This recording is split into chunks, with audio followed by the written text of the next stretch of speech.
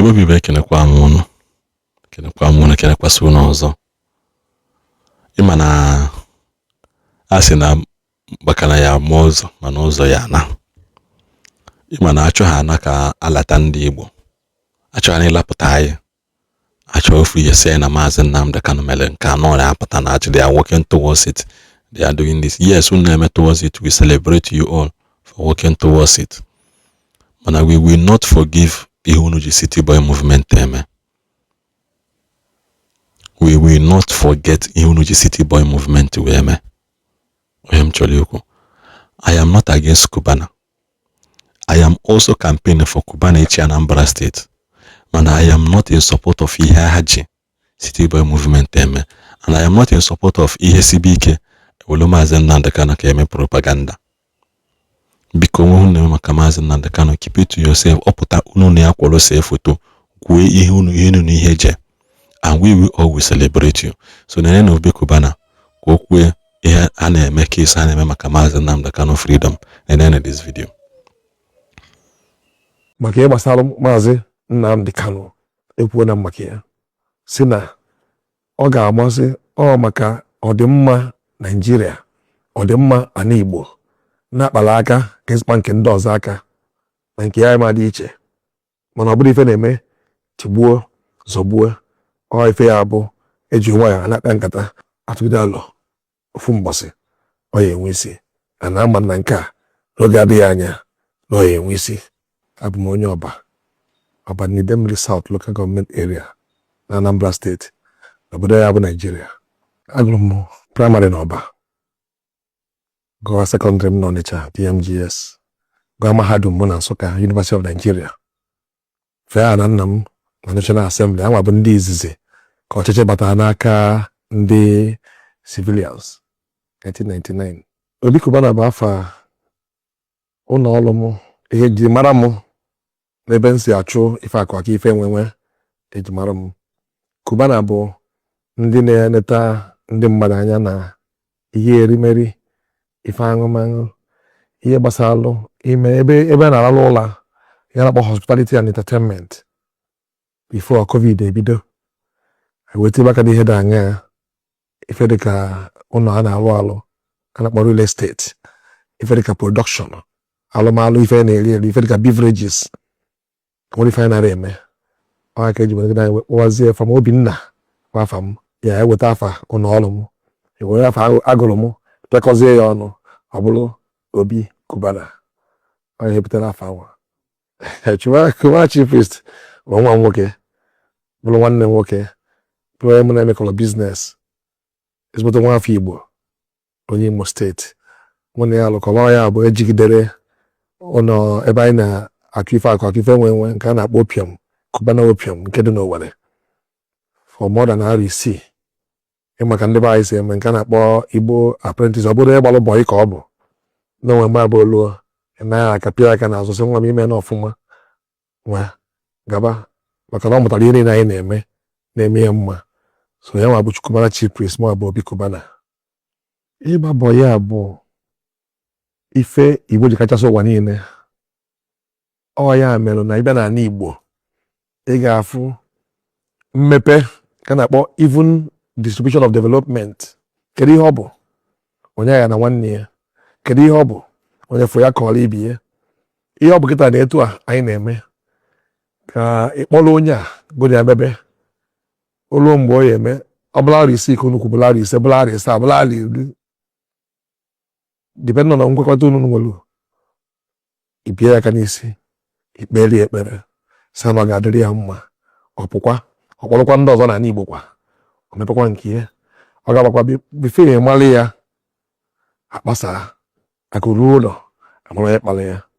Ọtụtụ n'ime anyị anwagokwa na-ewelata ofe ụkwụ nwayọọ nwayọọ. Ine anyị fụ na anyị nwabụ ndị na-etinye aka nwayọọ nwayọọ ọ na-agala anyị. Ụlọ ọrụ anyị bụ Cubana, anyị nwere ngalaba si n'Owerri, anyị nwere ngalaba n'Enugu, anyị nwere ngalaba n'Aba. Kịta n'imekwa ya n'aka ndị krọsụ mmiri River Niger, nwekwa nke nnukwu anyị na-alụ ebe anwa. Maka ị ga-anọ wene nne na ife ị na-eme ọ ya aga ka ọ na ọ ya aga. Ụzọ dị mma agaghị ugboro abụọ. So nke a gazie kịta anyị abata Anambra. Ndị bụ ndị Igbo siri ike na-eme ọfụma na-atụ ya bụrụ alụ na anyị ga-elu ụlọ maka na eluo ụlọ inye ndị be anyị ọrụ elu ụlọ ndị be anyị afọ ife na-eje obodo emepe nwere dịka ya ife ọtụtụ a na-atụ nke a na-akpọ tax ị na-akwụkwa obodo steeti nke gị afọ nọ ọ ife zụpụtara ka iji akwụ tax ka gọọmenti wee edozi obodo nke gị ọ ife anyị na-eme ndụ a ọmụrụ na-esi gị ya bụ nwanne nwoke bụ Cubana. Yes, I am ntụfu atụfu. That is the truth. I am ntụfu atụfu. Cubana bụ onye Igbo bụ anyị, ọ bụ nwanne anyị nwoke. Ọ bụ na mmejọ adịrọ mgbaghara ama ndị. Yes, we will forgive, but we will not forget. Forgiveness is not a memory loss. Forgiveness is not a memory loss. Manji maka na unu na-ekwu okwu maka Mazi Nnamdi Kanu wee chefuo how our birthright was sold for a bag of rice. For a bag of rice and other things. It's not a must to be political. You people have options. You people have choices. Nobody forced you. Nobody forced you people. Even the madness I hate you, no, I don't hate you. Because even the P2B you guys are not campaigning for still love and cherish you people. Unu put eba na things P2B already. You guys great, celebrate each other. I'm not the one that put us in the mad, hey, hate him, Obi Cubana half or yeah, no. I hate City Boy movement. Not Obi Cubana and Cubana's chief priest and all. And when this thing they pay me that you guys have choices. And what on me by force, a City Boy. Except you people are trying to protect something that is only you so I couldn't know there. Am I against Obi Cubana? No, I am against the evil movement called City Boy movement. But also no with politics. Obi Cubana today put for Anambra State governorship. I will campaign for him. I will campaign for Obi Cubana more put for Anambra State governorship because I am a lover of what he is doing. I love what he is doing. Opota for Anambra State governor because onyeka ya opota kita. Kidonya pota sena Anambra present ye mother for politics. Onyeka ya opota, but my anger is Kadi City Boy movement of 18 really tarnish your great ambition and the plans you have for ndị Igbo. Igbo onye hindi Igbo na amasị. Igbo onye hindi Igbo na adị mma. Mana wepụ na aka enwe n'ofe. That is my only opinion. Opota for Anambra State governorship, I will support you with my whole heart. I will. Because after Soludoli to now, no kwaketa ono. Kedonye just in your own mind and your own sense and thinking and reasoning. Kedonye ya pota Soludoli to you now. Kedonye ya present kita. All these charlatans babucha APC. No now. Bikubana, the time is still open for you to leave City Boy movement. Because the movement is dead on arrival and southeast already. You can do your political ambition without joining City Boy movement. You people can come together with P2B, form a good legit party, Demma. A good party, Demma. People are already there with Alex Utiha and the people that will love and cherish what you people are doing.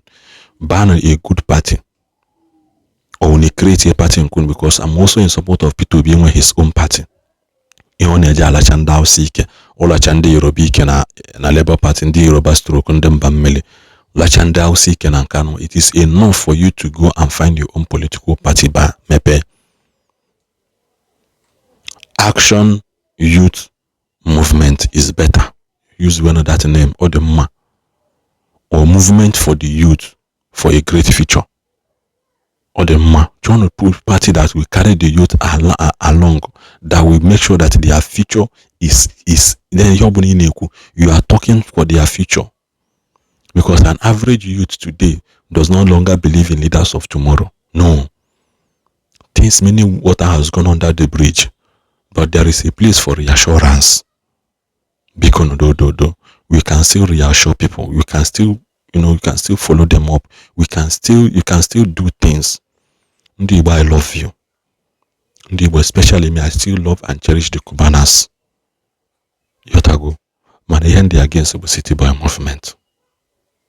That is all. They don't have problem with you. You don't maka Mazi Nnamdi Kanu. Yes, man, yeah. Man, we not in this mood, Mazi Nnamdi Kanu pota. You will get a finally. Oh yeah, rata kwa what to the call. Only issue me born affair. I don't know what you guys are facing at that top. No.